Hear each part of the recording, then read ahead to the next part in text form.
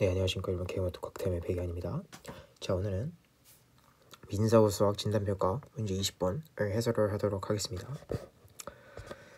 사실 이 문제가 그 시험 끝나고 애들끼리 가장 많이 맞춰본 답이었을 거거든요. 근데 제가 그냥 복도 돌아다니면서 듣는데 이게 서로 답을 얘기를 하시는데, 근데 이 답이 좀 다들 막 서로 다르기도 하고 제대로 푼 사람도 많은 것 같지는 않더라고요. 그래서 제가 이번에 한번 이 문제 20번에 특별히 어떻게 푸는지 한번 설명을 드리도록 하겠습니다. 문제 20번은 이래요. 이렇게 1, 1, 1, 2, 2, 2로 배열되어 있는 이런 원내적 육각형이 나왔을 때 얘의 넓이를 구하여라가 문제였거든요. 그럼 얘를 어떻게 풀어야 되는 건가 라고 생각하실 수가 있어요. 왜냐하면 우리가 그동안 공식을 항상 삼각형, 사각형, 원 뭐 이런 도형들에 대해서 했지, 사실 우리가 오각형 이상의 도형에서는 넓이를 구하는 그런 정량화된 방법을 정다각형 아니면 구해본 적이 없어요. 그래서 사실 어떻게 푸는지 좀 패닉을 했을 수도 있거든. 그래서 여기서의 아이디어는 뭐냐, 아이디어 현의 재배치입니다. 현의 재배치. 이거는 좀 나름 유명한 K무적 아이디어고요. 사실 이 문제를 풀고자 했다면 이 현의 재배치는 아이디어를 알고 계셨어야 합니다. 그리고 참고로 K무에서 현의 재배치는 아이디어를 한 번이라도 풀어보셨던 사람은 솔직히 말씀드려서 이 문제는 꼭 풀었어야 된다 라고 말씀을 드리고 싶고요.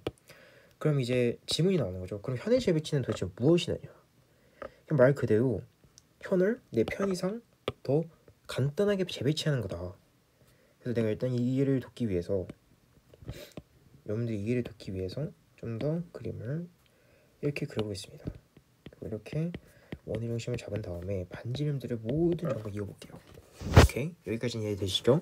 자, 그럼 여기서 어떻게 할 거냐, 원의 중심으로부터 모든 점이 이어져 있잖아요.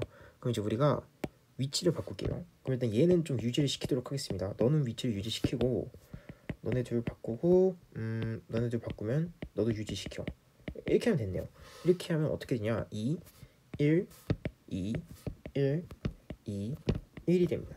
그러니까 이게 무슨 말이냐면, 이 도형 있잖아요. 이 도형을 잠깐만 다시 이렇게 옮기고, 그리고 색깔을 좀 다양하게 해야지 잘 보일 것 같네요. 이 도형을 여기로 이렇게 옮기겠다는 소리인 거죠. 그래서 이렇게 두 가지로 나눠서 붙이면 문제가 풀릴 거다. 근데 왜 이렇게 풀어야 되는지 설명을 드리도록 하자면, 사실 저는 이 아이디어를 처음 생각했을 때가 이 현의 재배치라는 아이디어 자체가 원래는 막 엄청 자주 쓰인다 그런 것까지는 또 아니거든요. 근데 왜 이게 잘 안 쓰이느냐, 사실 이것 말고도 원래는 다양한 방법으로 또 문제를 풀 수 있거든. 그러니까 현의 재배치를 꼭 써야 하는 상황들이 존재하긴 하지만, 일반적인 상황에서는 이런 형태의 그런 등변사다리꼴을 만들기 위해서 하는 건데, 물론 여러분들도 제 생각에는 아마 첫 번째로는 이런 선을 그어서 등사를 만들었을 것 같아요. 두 개의 등사 이렇게 만들었을 것 같은데, 사실 이거 갖고는 좀 문제 풀기가 좀 빡세거든요. 그래갖고 저는 이런 현의 재배치를 생각한 이유가 뭐냐면, 사실 일반적인 경우에서는 이런 현의 재배치를 시행했을 때 원의 넓이가 바뀝니다. 원의 넓이가 바뀌어서 원의 넓이라기보다는 이런 도형들의 넓이가 바뀌어요. 애초에 여기 있던 선분을 막 이런 데다 갖다 붙이고 막 그런 거라서 원의 넓이가 좀 보존이 되지 않는 경우가 과반수인데, 근데 이걸 보세요. 이런 도형과 같은 경우에서는 원의 넓이가 유지가 됩니다. 원의 넓이 유지. 좀 노란색에서 잘 안 보이긴 하는데 잠깐만요. 원의 넓이 유지 잘 안 보이네요. 뭐 어쨌건 제가 말로 했으니까 다 이해는 되셨죠? 그러니까 중요한 건 뭐냐면, 이 원의 넓이가 유지되기 때문에 여기서는 현의 재배치는 필수적인 거다. 현의 재배치를 쓰지 않으면 이 문제를 간단하게 풀긴 좀 어렵다. 그러니까 이게 무슨 말이냐면, 좀 더 자세히 설명을 드릴게요. 원래는 배치가 어떻게 되어 있으냐, 2, 2, 2, 1, 1, 1, 뭐 1, 1, 1, 1, 2, 2, 2, 뭐 이렇게 말씀드려도 되지만 어쨌건 2, 2, 2, 1, 1, 얘를 2, 1, 2, 1, 2, 1 구조로 바꾸겠다는 소리죠. 그래서 제가 그림을 끝까지 완성을 대충만 시켜보자면, 좀 길이 비교 안 맞아도 좀 이해해주세요. 그래서 뭐 대충 이렇게 나올 텐데 2, 1, 2, 1 뭐 이런 형식이 나오겠죠. 2, 1 마저 써져 있고. 그래서 좀 더 그림을 제가 깔끔하게 그리기 위해서 이 부분적으로만 그렸고요. 그래서 마지막으로는 제가 어떻게 이 문제를 해결할 거냐, 이 도형 있죠?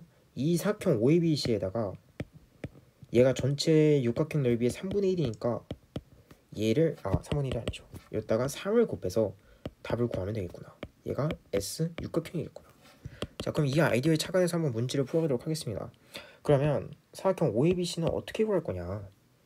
우리가 삼각형 ABC와 삼각형 BOC로 잘라서 구해보도록 하겠습니다.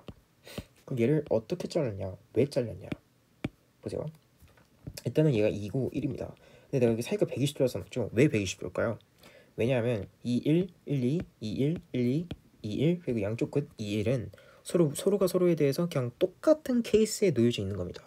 그러니까 그냥 어떤 각도에서 바라봐도 얘네는 서로 대칭적이고 일정한 경우의 수에 놓여 있는 거예요. 결과적으로 서로가 서로에 대해서 같은 각도를 이루고 있다는 거죠. 만약에 이 그림이 좀 자세히 상상이 가시지 않는다면 아마 한 번쯤 이런 그림 같은 거 본 적 있을 텐데 이런 느낌인 거예요. 최종적인 그림은. 오케이? 그리고 모든 각은 120도. 오케이? 그리고 그렇다고 해서 여러분 막 정육각형 아니냐 이런 얘기는 당연히 하시면 안 되죠. 그렇죠? 왜냐하면 정다각형이라는 것은 애초에 모든 각의 크기가 같고 그리고 모든 현의 길이 모든 변의 길이가 같은 상황을 저희가 정다각형이라고 하는 거잖아요. 그렇죠? 그렇기 때문에 이 상황을 우리가 정다각형이라고 얘기하면 안 되는 거고 그냥 모든 각의 크기가 120도로 같은 원내적 육각형이다라고 얘기하는 게 가장 정확한 표현인 거죠. 그래서 이런 2일, 2일, 2일이 있을 때 방금 말씀드렸다시피 여기다가 3을 곱한 값을 구해보자가 목적인 거고요. 그래서 얘를 어떻게 자를 거냐? 방금 말씀드렸다시피 삼각형 BAC와 삼각형 BOC의 합으로 표현을 해보자 라는 생각을 하는 거죠. 그럼 이때 어떻게 구할 거냐면요. 지금 아까 여기 120도인 것까지는 다 이해되셨죠? 여기 120도인 것까지는 다 이해가 되셨을 거고 물론 뭐 제이 코사인 법칙 같은 거 써도 되지만 일단 저는 수선을 내려볼게요. 이게 좀 더 직관적이고 빠르게 구할 수 있어서 그럼 얘가 1이고 얘가 루트 3이죠. 그렇기 때문에 3분 BC의 길이는 피타고라스 정리에 의해서 루트 7이죠. 그리고 참고로 그러면 루트 3의 길이 얼의 길이는 루트 3분의 7이 되겠네요. 여러분 참고로 이런 것 정도는 그냥 알고 계시면 편하잖아요. 그쵸?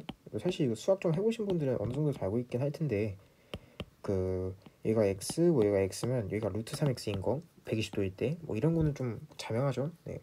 그렇기 때문에 이런 거는 좀 간단하게 외워두면 편하다. 그래서 이걸 일단 알고 계시고 그래서 이제 우리가 다음 부분을 넘어가 보자면 사각형 OABC라는 부분이 있죠. 사각형 OABC가 삼각형 BAC와 삼각형 BOC의 합으로 나타나는데 결과적으로 삼각형 BAC라는 부분은 어떻게 표현이 되느냐 2분의 1에 1에 2에 사인 120 삼각형 BOC는 어떻게 표현이 되느냐 2분의 1에 얼에 사인 120 그쵸? 근데 얼 제곱은 우리가 방금 구했다시피 3분의 7이 나온 것이고 사인 120도라는 값은 사인 60도가 같기 때문에 이 최종적인 식에다가 2분의 1 루트 3을 곱해버리자 2분의 1을 빼서 4분의 1 루트 3에다가 이 식을 곱하자 그럼 3분의 7이니까 결과적으로 12분의 13 루트 3이 나오네요. 그럼 여기다가 3을 곱하면 되니까 답은 4분의 13 루트 3이 나오겠습니다.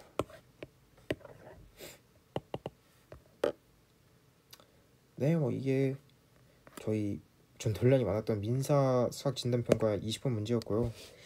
근데 개인적으로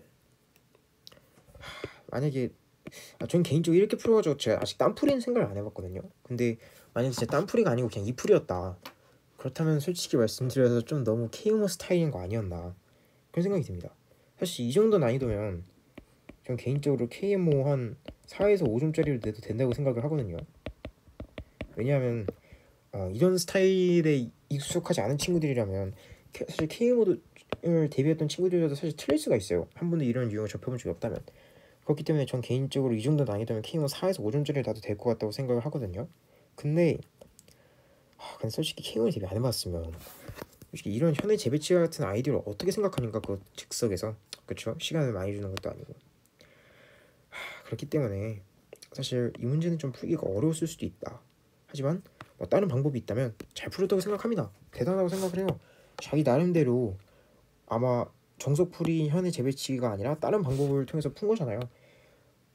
예. 근데 이게 사실 그거랑 연관돼요. 제가 평소에 경시를 좀 되게 중요시한단 말이에요.